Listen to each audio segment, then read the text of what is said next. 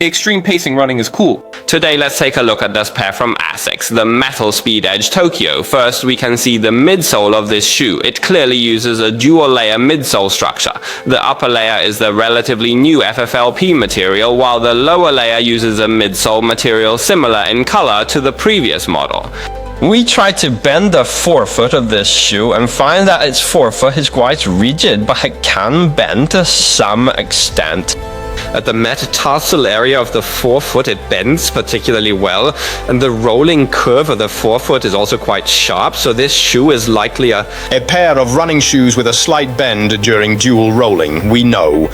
The Edge series from ASICS is specifically designed for individuals with hyper-arched feet, which is characterized by a noticeably quick ground contact time. It uses a sharp rolling motion along with a slight propulsion to shorten the handling time for athletes with this condition.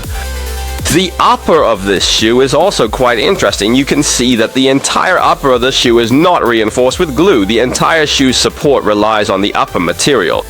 There is a reinforcement stitching at the metacarpal area to secure it. In the front circle there is likely a plastic piece for support on the inside of the shoe, which is harder than the forefoot upper. You can see that in this batch of ASICS released Metaspeed Tokyo series, the shoe weight is relatively light. This pair, Metaspeed Edge Tokyo, its size. the size is US 9, which is 42.5. Although it isn't as extreme as the Metaspeed's read at 129 grams, a weight of 167 grams can still be considered very, very light.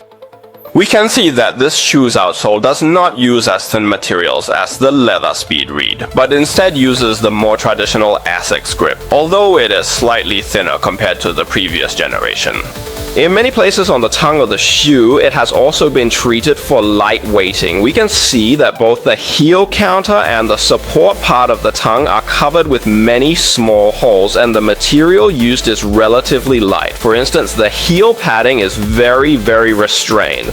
Therefore, the improvements in this shoe compared to the previous generation party should be that this shoe has become lighter, along with some small design details and concepts such as the midsole being able to bend to some extent. They have made some optimizations.